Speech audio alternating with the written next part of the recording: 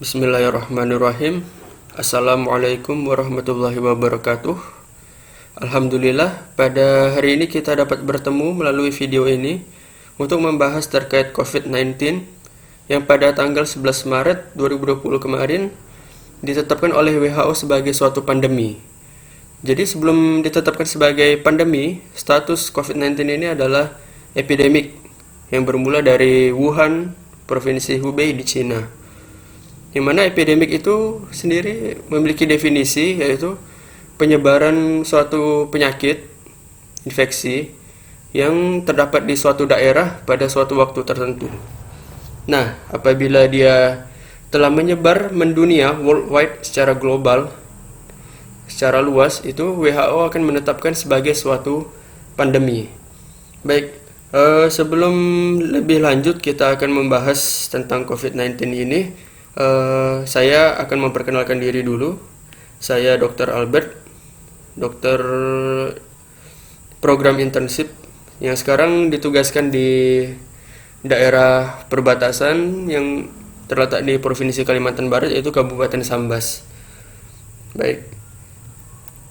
Jadi ini adalah video perdana saya, dan ini tidak lain hanyalah untuk meningkatkan kewaspadaan dan awareness masyarakat, dan termasuk untuk diri saya sendiri, dan meningkatkan pengetahuan terutama pandemi yang sekarang lagi berlangsung, yaitu COVID-19 yang sangat berdampak pada kehidupan masyarakat termasuk di Indonesia.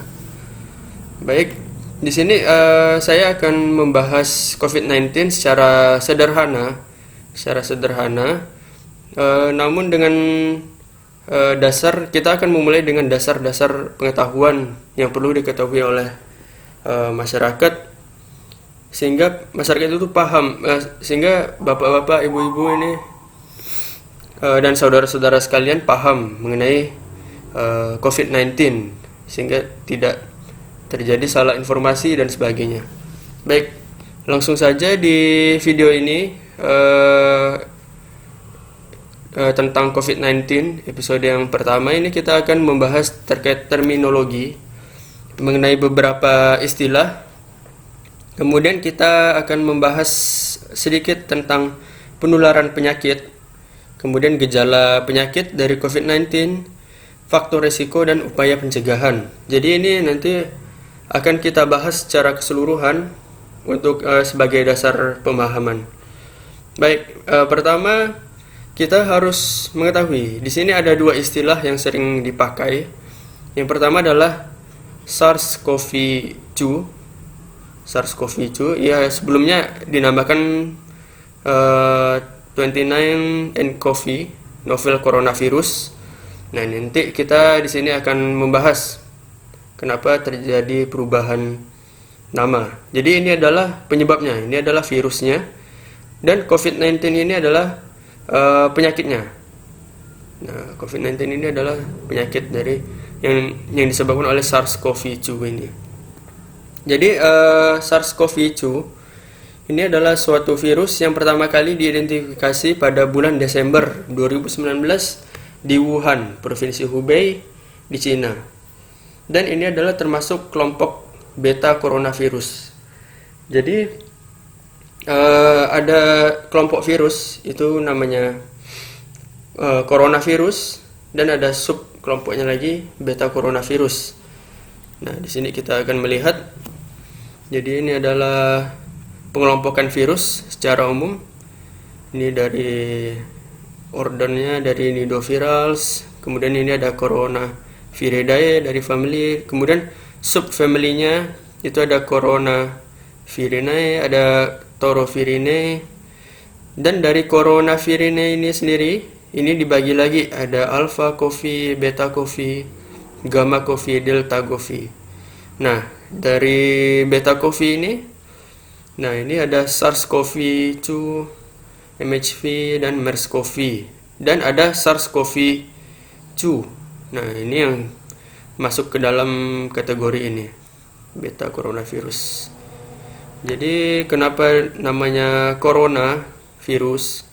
karena struktur virusnya itu seperti mahkota dia, sehingga dinamakan coronavirus. Oke, ini butuh pemahaman yang lebih dalam.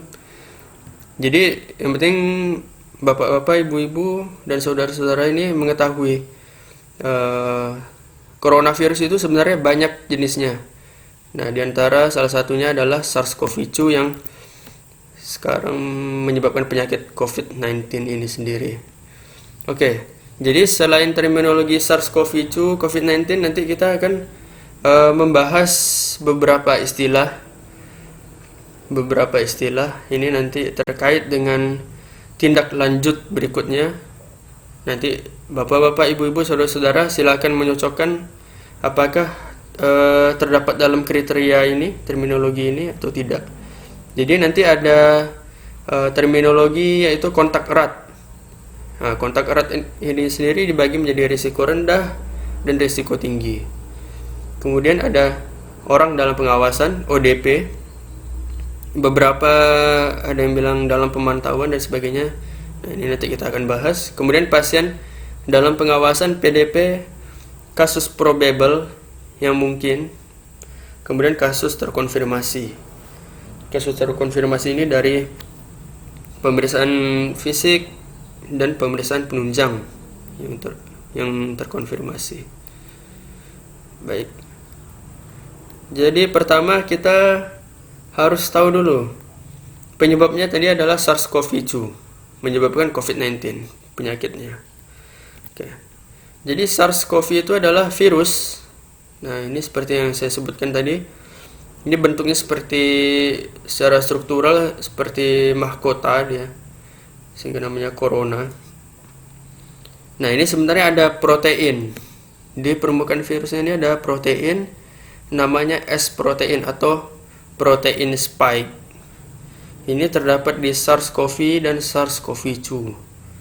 Nah, nanti ini adalah perbedaan SARS-CoV yang kemarin sempat juga menjadi outbreak di tahun 2002. Nah, perbedaannya ini ada lebih detail lagi secara molekulernya. Nah, jadi pada intinya ini ada virus SARS-CoV-2, struktural seperti ini, ada S protein atau spike protein.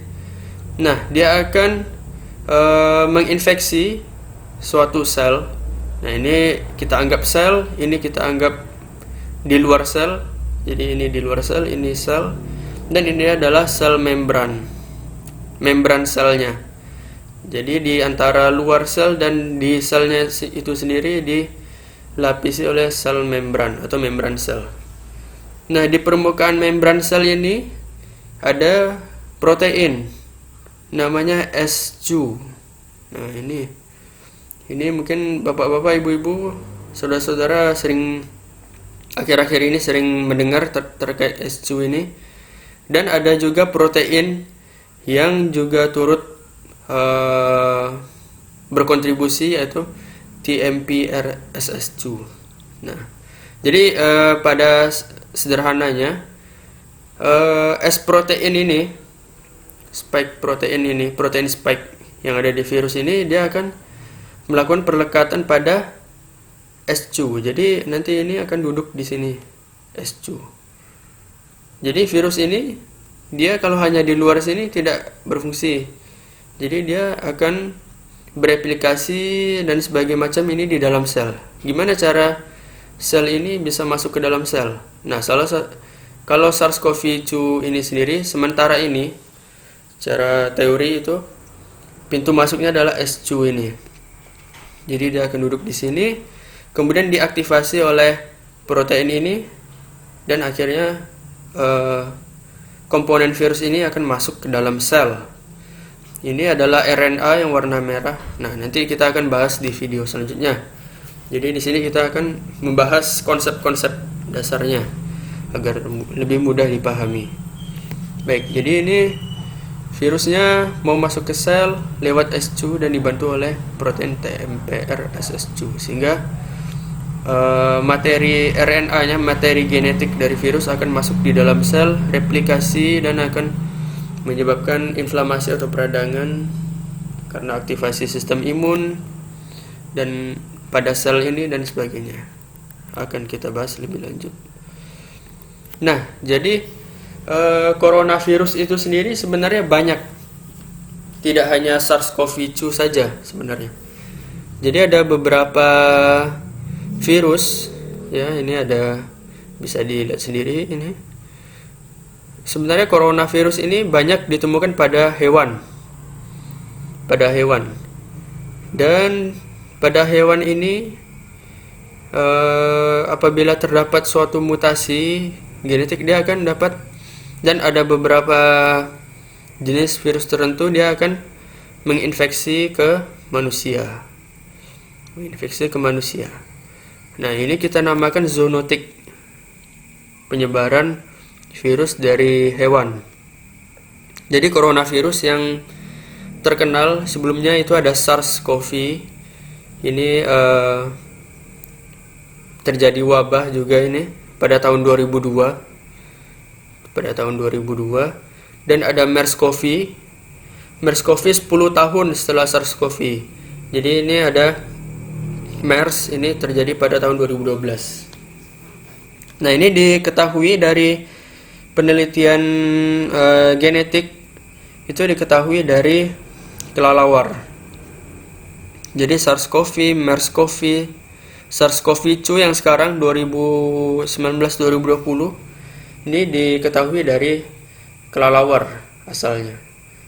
Nah, kalau yang SARS-CoV ini dia dari kelelawar, kemudian dari menular ke kucing luwak, civet cats, dan kemudian terjadi penularan pada manusia dan menyebabkan gejala pernapasan yang sangat berat. Nah, sedangkan MERS-CoV juga sama. Ini diteorikan ini penyebarannya dari kelelawar, kemudian menyebar ke unta, dan akhirnya menyebar ke manusia. Begitu juga dengan SARS-CoV-2. Nah, ini tanda tanya karena ada beberapa perdebatan apakah di sini penyebaran dari kelelawar ini melalui ular.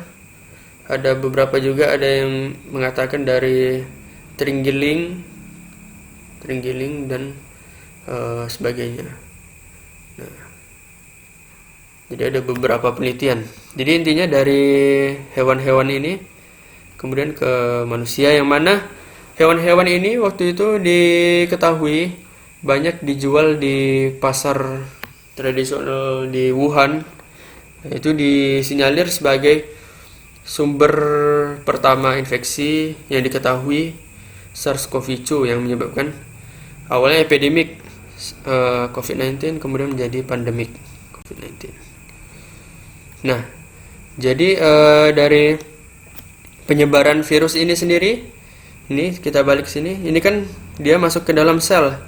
Nah, ini tidak semua sel memiliki S2 ini sendiri. Jadi ada beberapa sel di antaranya. Mengapa dia bisa menyebabkan gejala hanya dominannya dia demam karena reaksi peradangan, kemudian dominannya adalah gejala pernapasan. Nah, karena S2 itu sendiri, S2 protein itu sendiri banyak terdapat di sel-sel di paru-paru, khususnya di pneumocyte sel. Itu lebih detail lagi. Pokoknya di dalam paru-paru ada sel, kemudian ada S2 itu sendiri sebagai pintu masuk virus SARS-CoV itu sendiri. Nah, beberapa juga ada yang mengatakan S2 itu sendiri juga terdapat di sel-sel saluran cerna, sehingga penyebaran di antara manusia itu juga bisa terjadi dari saluran cerna, dari kotoran. Jadi seperti itu. Oke. Nah, ini tadi yang saya bilang. Jadi penyakit ini dia karena menular dari hewan ke manusia, ini dinamakan zoonotic disease. Penyakit zoonotik ini diduga dari kelelawar, kemudian ke ular, kemudian ke manusia. Oke, baik. Nah, ini ada beberapa dasar yang mendasari hal ini. Di antara yang dipublikasi oleh jurnal Lancet, ya, tentang Genomic Characterization Epidemiology of 2019 Novel Coronavirus. Nah, ini kita coba buka ya. Oke, kita coba buka dulu. Oke.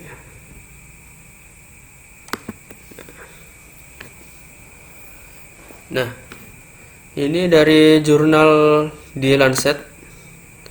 Ini dia intinya dia mencari genetik yang cocok dari SARS-CoV-2 yang mewabah pada manusia. Ini dicocokkan, ternyata diinterpretasikan dia berbeda dengan SARS-CoV yang tahun 2002 itu sendiri. Nah, dari analisis filogenetik, itu analisis secara genetik PCR dari virus itu sendiri, ternyata ditemukan kemungkinan besar itu adalah berasal dari virus yang terdapat di kelelawar. Jadi seperti itu.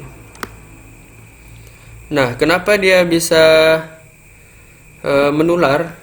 Kenapa dia bisa menular? Artinya ada kontak yang erat.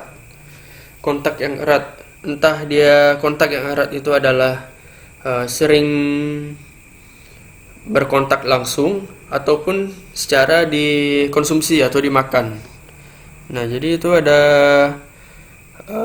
pasar bahan makanan di Wuhan itu menjual hewan-hewan yang kalau di Indonesia itu ekstrim ya, ekstrim. Nah, itu diantaranya ada kelelawar, ada ular dan sebagainya macam. Nah, diduga itu adalah sumber infeksi yang pertama kali. Nah, oke, itu untuk penyebarannya. Nah, kita lanjut. Jadi tadi untuk penyebarannya itu dari hewan ya, sudah diketahui. Sekarang kita masuk penularan. Nah, jadi penularan ini, nah tadi kan dari hewan ke manusia.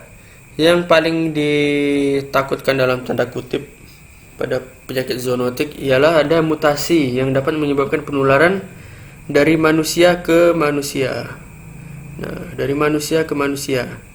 Nah, ini dari beberapa penelitian ini yang telah dilakukan. Ini transmisi dari manusia ke manusia itu ada. Dia lewat droplet. Droplet itu adalah partikel kecil saat kita bersin, batuk. Nah, itu ada cairan. Nah, partikel-partikel kecil itu adalah droplet, saluran napas, seperti pada saat batuk dan bersin.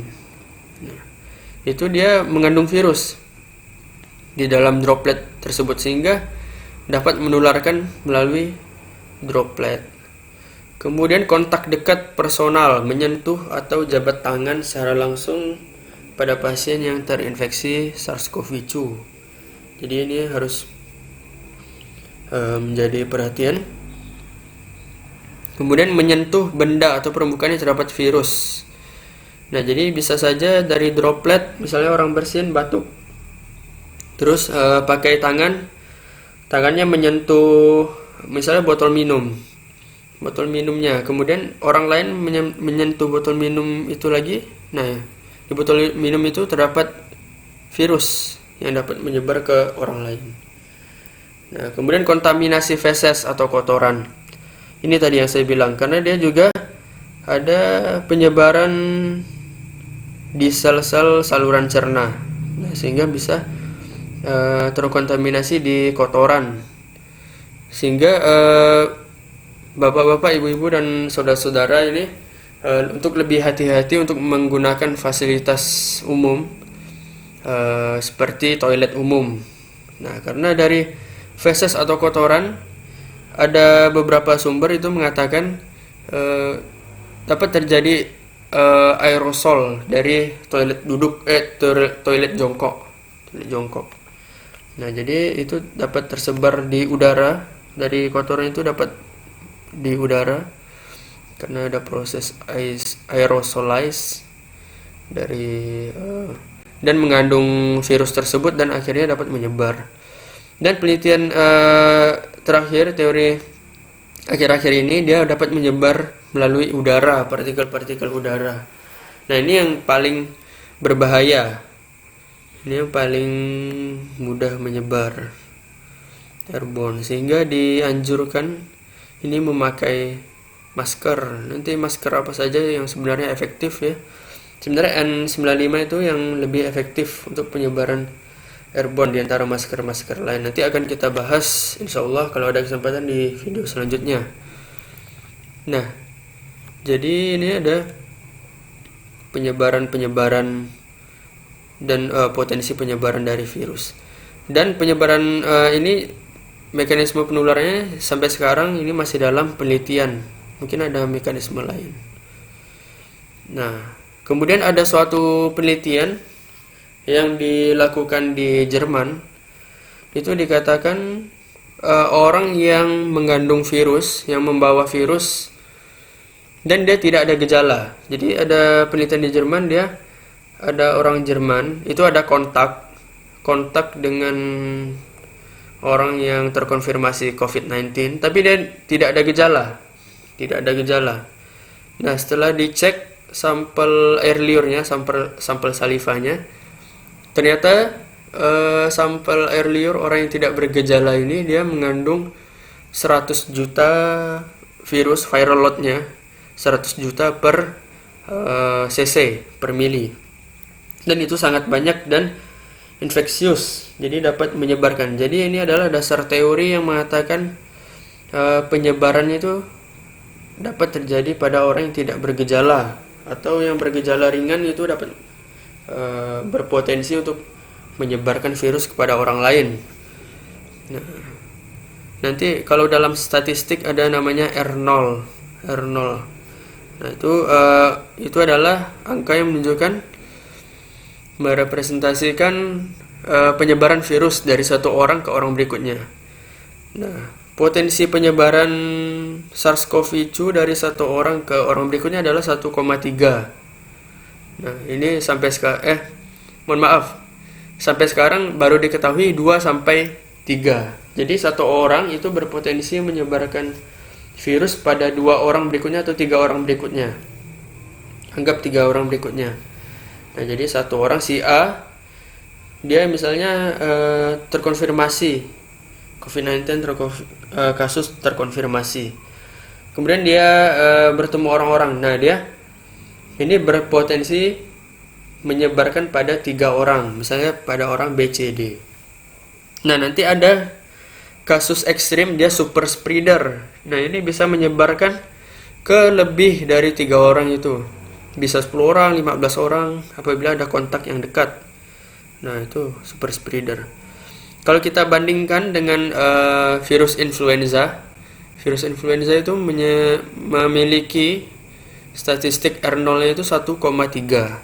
Jadi orang influenza itu dapat menyebarkan ke 1 atau 2 orang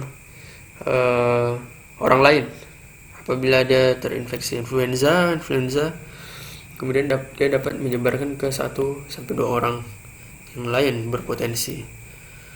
Nah, ini akan kita bahas di pembahasan berikutnya. Jadi ini kita akan memahami dulu konsep-konsep dasar. Nah, untuk gejala klinis diantaranya ada demam, ya, karena tadi kita ketahui ada proses peradangan karena infeksi virus, karena virus itu adalah benda asing, sehingga akan mengaktifkan sistem imun dan menyebabkan demam. Nah, kemudian dia akan gejala infeksi saluran pernapasan seperti yang tadi saya katakan. Di antara gejalanya ada batuk, sesak napas atau sulit bernapas, kemudian pilek, nyeri tenggorokan dan sebagainya. Nah, ini ada penelitian juga ini. Ini saya mau tunjukkan terkait gejala-gejala yang mungkin ada. Nah, kita lihat. Oke. Jadi gejala yang berpotensi itu ada demam, ya. Ini demam paling banyak demam, ini 87,9% kasus. Nah, ini diambil pada bulan Februari tanggal 22 tahun 2020 ya. 22 Februari tempo hari ya. Yang dilakukan statistiknya dari pasien-pasien di Cina. Pasien-pasien di Cina. Nah, ini paling banyak adalah 87,9% demam. Jadi sebagian besar demam gejalanya. Kemudian batuk kering. Batuk kering ini kedua terbanyak 67,7%. Kemudian ada pasien merasa lemah, lelah, lesu, lunglai. Itu 38,1%. Kemudian batuk dengan ada dahak. Batuk dengan ada dahak ini 33,4%. Nah, ini shortness of breath atau sesak napas ini 18,6%. Dan keluhan nyeri-nyeri di otot, persendian ini 14,8%, nyeri tenggorokan ini 13,9%.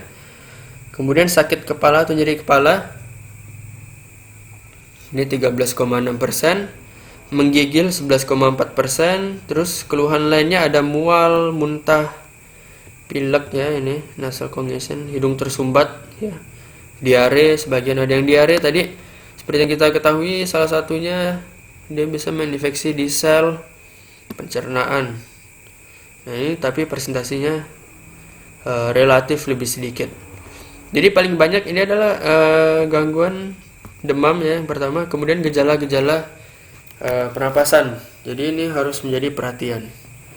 Nah, nanti kita hubungkan itu antara gejala dan kontak dan gejala, sehingga kita bisa menduga oh ini mungkin adalah COVID-19. Nah, jadi seperti itu. Oke. Kita lanjut ya. Nah, jadi kalau ada gejala-gejala ini dan ada kontak, nah kita masuk ke terminologi lagi. Kita jadi kembali lagi ke terminologi. Jadi ada beberapa terminologi.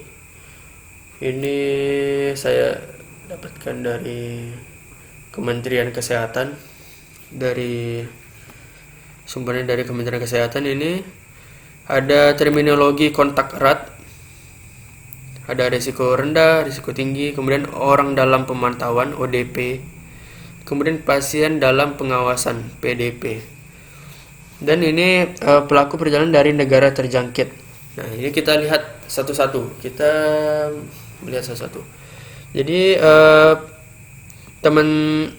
bapak-bapak, ibu-ibu, teman-teman sekalian, saudara-saudara, apabila ada akhir-akhir ini ya, di tahun 2020 ini ada riwayat melakukan perjalanan negara terjangkit. Sebenarnya ini sudah sangat banyak negara terjangkit di Asia Tenggara sendiri. Itu ya ada Indonesia, ada beberapa daerah nanti akan kita bahas setelah ini. Kemudian ada di Malaysia, Filipina, Singapura, Thailand, Vietnam ya, hampir semuanya. Ya, kemudian di Cina, dari Cina itu untuk daerah Asia. Kemudian dari Iran, Timur Tengah, beberapa daerah itu ada seperti di Iran. Kemudian yang akhir-akhir ini di Korea Selatan ya. Kemudian di Eropa itu sendiri lumayan banyak itu negara-negara terjangkit seperti Italia dan sebagainya. Nah, ini kita lihat dia ada 2 poin yang harus diperhatikan. Ada kontak, ada gejala atau tidak. Ada kontak atau tidak, ada gejala atau tidak. Pertama kita lihat kontak. Ini ada kontak, terus dia tidak ada gejala. Nah, kalau tidak ada gejala, self monitoring atau monitor diri sendiri. Jadi nanti dalam 14 hari perhatikan apakah ada timbul demam atau batuk-batuk, pilek, sesak, nyeri tenggorokan dan sebagainya macam. Nah, jadi itu harus diperhatikan. Nah, nanti kalau misalnya dari pelaku perjalanan dari negara terjangkit, kemudian tiba-tiba ada gejala, demam dan sebagainya. Nah, ini masuk ke dalam ODP, orang dalam pemantauan. Nah, ini kita skip dulu yang kontak. Nah, jadi kalau masuk orang dalam pemantauan, itu dia ada kontak dan ada gejala demam atau gejala pernapasan. Nah, kontak ini dari negara atau area transmisi lokal, nanti akan kita bahas habis ini. Kemudian dilakukan, kalau misalnya dia ODP, maka yang harus dilakukan adalah melaporkan ke fasilitas kesehatan terdekat, Vaskes terdekat. Jangan lupa kalau udah mulai ada gejala, ini pakai masker kalau keluar untuk menghindari penularan yang lebih luas ke orang lain. Nah, sebenarnya kalau yang sekarang ini dianjurkan telemedicine atau menghubungi hotline coronavirus di daerah setempat. Jadi hanya lewat telepon gitu. Nah, kemudian ini untuk selanjutnya pada pasien ODP ini dia akan dilakukan pemeriksaan sampel pada hari ke-1 dan ke-2. Dan pada ODP ini dia gejalanya ini ringan ya, gejalanya dia ada demam atau gejala pernapasan. Nah, dia isolasi diri di rumah selama 14 hari. Selama 14 hari. Mengapa 14 hari? Karena ini terkait masa inkubasi. Sebenarnya beberapa penelitian di luar negeri seperti di Cina, di Amerika, di Jerman, sebenarnya inkubasinya bisa lebih cepat 3 sampai 7 hari. Cuman ini ada terdapat range atau suatu range itu bisa sampai 14 hari. Dan bahkan beberapa ada yang lebih dari 14 hari. Jadi ini untuk amannya isolasi diri di rumah 14 hari. Nah, ini ODP. Nah, PDP kalau misalnya gejalanya memberat. Tadi ada kontak pasti. Kemudian dia ada gejala yang berat. Ini ISPA dan riwayat dari negara atau transmisi lokal, demam atau ISPA dan riwayat kontak kasus probable atau konfirmasi, atau ISPA berat yang perlu perawatan di rumah sakit. Misalnya sesak napas sudah sangat kuat, itu ke rumah sakit. Nah, ini jadi PDP. Di PDP ini sendiri tetap dilakukan pemeriksaan sampel dan diisolasi di rumah sakit. Nah, setelah dapat ODP, PDP, ini kita kalau di rumah sakit atau fasilitas kesehatan ini akan menelusuri kontak. Nah, ini ada kontak erat dengan risiko rendah. Nah, kontak erat dengan risiko rendah ini adalah dia tanpa gejala, kontak dengan pasien dalam pengawasan. Misalnya pasien PDP, terus ada keluarganya. Ada satu orang keluarga yang mengantar, tapi dia tidak ada gejala. Nah, ini dia masuk ke dalam kategori kontak erat risiko rendah. Nah, ini harus diobservasi atau dikarantina di rumah. Jadi kalau bisa isolasi 14 hari juga ya. Ini kalau idealnya seperti itu. Kemudian kontak erat dengan risiko tinggi. Ini tanpa gejala. Kalau tanpa gejala dia dan ada kontak, itu namanya kontak erat. Kalau dia ada gejala masuk ODP atau PDP dia. Nah, kalau ini tanpa gejala dan kontak dengan pasien yang probable atau terkonfirmasi. Jadi udah dicek lab. Jadi misalnya pasien PDP ini diantar keluarga, hasil lab udah keluar, oh ternyata positif COVID-19, positif terinfeksi SARS-CoV-2. Nah, ini otomatis keluarga yang mengantar menjadi kontak erat dengan risiko tinggi. Nah, pada yang kontak erat risiko tinggi ini perlu dilakukan pemeriksaan pada hari ke-1 dan hari ke-14 dan diobservasi atau dikarantina di rumah 14 hari. Nah, secara umum seperti itu.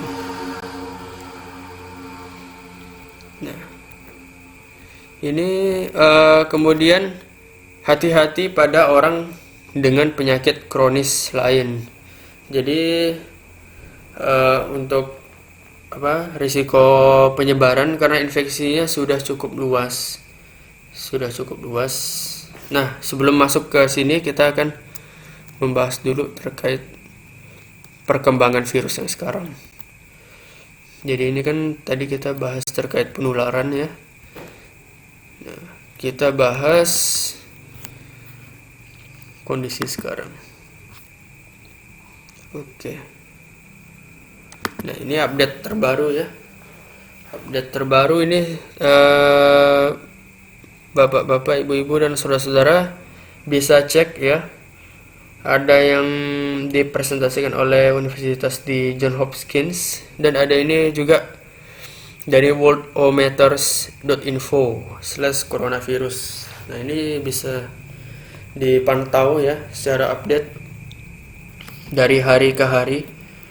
Nah, ini secara update di dunia, seluruh dunia ini kasus yang terkonfirmasi itu ada 349.676 kasus dengan angka kematian 15.303, yang mana fatality rate yang sekarang. Jadi ini bukan kesimpulan karena pemeriksaan masih berjalan, itu adalah 4,3%. Jadi 4,3% fatality rate itu kita dapatkan dari angka kematian dibagi dengan jumlah kasus. 4,3% ya untuk sementara ini. Dan menurut beberapa sumber dari CDC, WHO itu memprediksi mungkin fatality rate-nya jauh lebih rendah. Kenapa? Karena yang dikonfirmasi ini adalah sebagian kecil, sedangkan orang yang terinfeksi SARS-CoV-2 seperti yang kita bahas tadi itu banyak yang tidak bergejala, asimptomatik ya, tidak bergejala atau bergejala ringan, sehingga dia tidak dilakukan pemeriksaan lab. Jadi sebenarnya mungkin banyak sekali yang terinfeksi, mungkin SARS-CoV-2 banyak terinfeksi, tapi dia tidak ada gejala. Otomatis ini kan angkanya seharusnya lebih besar ya, misalnya bisa 500.000, 1 juta, sehingga fatality rate-nya itu menurut CDC dan WHO diprediksi itu sebenarnya cukup kecil, di bawah 4%. Nah, dari 349.000 kasus ini yang total sembuh yaitu 100.340. Nah, kalau kita lihat statistik di Worldometer ini, kita dapat melihat kasus aktifnya ini 234.000 sekarang, 234.033, yang mana 5%-nya itu ada menjadi kritis, 5%. Namun sebagian besar 95% ini adalah kondisi-kondisi ringan. Nah, ini dari kasus yang sudah ditutup ya, sudah selesai, itu sekitar 13% itu meninggal dan 87% sembuh. Jadi persentase sembuh ini lebih besar. Baik, ini kalau kita lihat grafik kasus ini dari hari ke hari, ini dari Januari dan sampai sekarang ya, ini terus meningkat ya, meningkat. Begitu juga dengan angka kematiannya meningkat. Kita belum sampai ke puncak. Kita harapkan dia memuncak kemudian melandai. Nah, ini kita belum sampai ke puncak. Jadi kemungkinan masih terus berlanjut. Jadi kita tetap bisa memperhatikan ini ya, untuk penyebaran kasusnya. Nah, ini kita lihat, ini masih dari Worldometer ya, untuk rincian grafik ya. Oke. Nah, ini dari hari ke hari ya, kasus dari hari ke hari terus meningkat ya. Terus meningkat, kemudian ini, nah ini dia. Nah, ini sekarang untuk distribusinya, waktu awal-awal ini Cina ini mendominasi dari negara Cina. Nah, sekarang dari negara lain yang mulai aktif karena kasus di Cina ini sudah mencapai puncak, dia sekarang kurvanya itu mulai menurun. Nah, sekarang kasusnya di negara Cina ini ada 81.093 kasus dan sudah banyak yang sembuh. Oke. Nanti kalau mau melihat ini bisa dibuka sendiri di Worldometer. Ini banyak sekali grafik yang cukup informatif. Nah, ini grafik yang menggambarkan ini yang di atas ini recovery rate. Ini angka penyembuhan. Ini agak mengalami penurunan karena semakin banyak kasus yang ditemui karena luasnya untuk tes labnya. Nah, ini angka kematian sebenarnya ini menurun. Kemudian dari bulan Maret ini ada sedikit peningkatan kasus kematian. Death rate-nya 12,93% sampai 22 Maret ya. Nah, ini yang sementara, data sementara seperti ini. Oke. Nah, itu data internasional.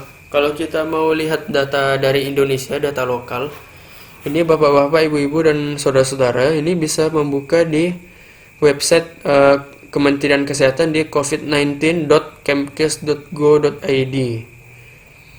Nah, ini situasi, nanti ada halamannya, ini situasi infeksi emerging. Nah, ini ada terkait COVID ya. Ini ada situasi global ya. Ini per tanggal 22 Maret. Nah, ini tadi ya. Dengan case fatality rate-nya tadi 4,4% ya kurang lebih. Di 183 negara atau wilayah. Ini sebenarnya belum kesimpulan. Ini sementara. Dia dapat menjadi lebih kecil daripada ini atau lebih besar daripada ini. Jadi karena kasusnya masih berlangsung, karena grafiknya itu ya masih terus meningkat. Oke, ini situasi di Indonesia ya. Situasi di Indonesia ini ringkasan. Ini terdapat 2.438 yang diperiksa dengan hasil pemeriksaan yaitu 1.904 orang itu negatif. Nah, kemudian 514 kasus diantaranya positif. Di antara 29 sembuh dan 48 meninggal. Untuk sementara yang teridentifikasi di Indonesia ini kasus 48 meninggal. Dan 20 sampel masih dalam pemeriksaan. Jadi ini ada data per provinsi. Kalau di Kementerian Kesehatan ini paling banyak kasusnya adalah di 307 ini di DKI Jakarta. Dan jumlah kasus meninggal paling banyak di DKI Jakarta, 29 kasus meninggal. Karena di DKI Jakarta pemeriksaannya sudah dilakukan cukup luas, jadi banyak kasus yang tercapai untuk pemeriksaan laboratorium. Sedangkan di daerah lain ini mungkin juga karena salah satu faktornya karena keterbatasan alat untuk lab, sehingga ini angka sementara, bisa nanti lebih tinggi daripada ini. Nah, ini DKI Jakarta, kemudian diikuti Banten, kemudian di Jawa Timur ya, Jawa Tengah ini banyak, dan Yogyakarta ya, Kalimantan, di Kalimantan Timur. Totalnya ada 514 kasus. Kemudian ada 48 kasus meninggal. Ya, turut berduka cita untuk negara kita. Kemudian ini wilayah Indonesia dengan transmisi lokal. Nah, ini terkait yang tadi itu, yang PDP ODP itu. Nah, transmisi lokal ini diumumkan dari pemerintah. Itu ada DKI Jakarta, kemudian Banten, Jawa Barat, Jawa Tengah, Jawa Tengah ya, Solo, kemudian Jawa Timur di Kabupaten Malang dan Surabaya. Jadi kalau ada riwayat transmisi lokal dari Jakarta, dari Banten, dari Jawa Barat, dari Jawa Tengah atau dari Jawa Timur, nah itu perlu kita lakukan screening lebih lanjut. Nah, ini tadi. Nah, di sini tadi ya. Nih, demo kasus probable atau terkonfirmasi. Nah, ini yang nomor 1 ini. ISPA dan riwayat dari negara misalnya dari Cina, dari Malaysia dan sebagainya. Dan area transmisi lokal. Nah, area transmisi lokal ini diumumkan pemerintah. Untuk sekarang ini DKI Jakarta, Jawa Barat, Banten, Jawa Tengah dan Jawa Timur. Jadi harus dilihat. Kalau ada yang dari sana kemudian ada gejala ya, bisa masuk ODP atau dia PDP. Nah, atau pelaku pejalan dari negara atau transmisi lokal ya. Nah, itu harus self monitoring kalau yang dari sana ya. Atau ada kontak. Oke. Nah, itu adalah terkait gambaran penularan dan persebaran yang kondisi terbaru saat ini.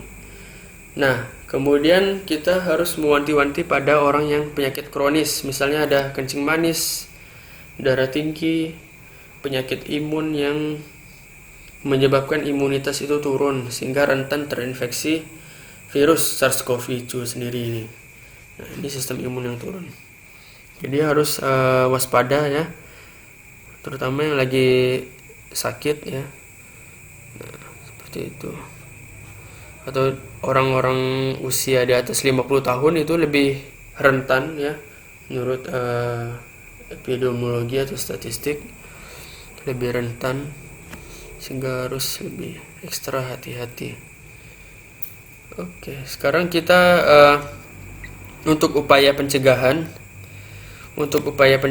ini cegah diri sendiri dari penyakit, diantaranya hindari kontak langsung tanpa terproteksi dengan orang yang sakit saluran pernapasan dan hewan peliharaan atau hewan liar. Jadi dianjurkan untuk situasi sekarang kalau di tempat umum, kalau mampu memakai masker dan membawa sering mencuci tangan ya, bisa menggunakan hand sanitizer dan sebagainya macam, minimal dengan air, kalau bisa dengan sabun juga. Terapkan hand hygiene ya, 20 detik cuci tangan ya.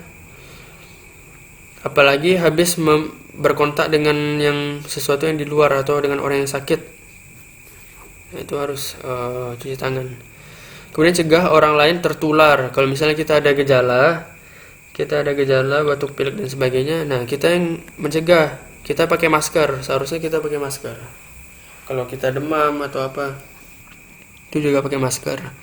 Dan usahakan kalau misalnya ada gejala ini jangan keluar rumah, karantina diri sendiri 14 hari ya. Masuknya tadi bisa ke yang sebelumnya ya. Ini tutup mulut dan hidung kalau bersin, batuk dan bersin. Hindari berpergian jika sakit ya, pakai masker tadi yang saya bilang. Buang tisu ke tempat sampah yang tertutup, jangan buang sampah sembarangan. Kemudian cuci tangan setelah batuk atau bersin. Kemudian makan makanan yang aman. Jadi untuk sekarang jangan makan yang aneh-aneh dulu ya. Makan yang aman, terus matang, masaknya yang matang ya, dan bersih ya. Jadi begitu. Ketika belanja di pasar, cuci tangan setelah menyentuh hewan atau produk hewan. Hindari menyentuh bibir ya, karena penyebarannya lewat ini mata, hidung ya, karena dia bisa menyebar lewat mukosa ya, selaput lendir. Hindari kontak dengan hewan sakit, hewan liar. Hindari ketika bekerja di pasar, gunakan proteksi tubuh, sarung tangan, masker, sepatu boot ya kalau bisa. Lepaskan baju pelindung setelah bekerja. Jadi kalau udah kerja di pasar, dilepaskan, karena kalau dibawa ke rumah nanti ada potensi virusnya terbawa di rumah. Sering cuci tangan, disinfektan tempat kerja sehari sekali. Oke.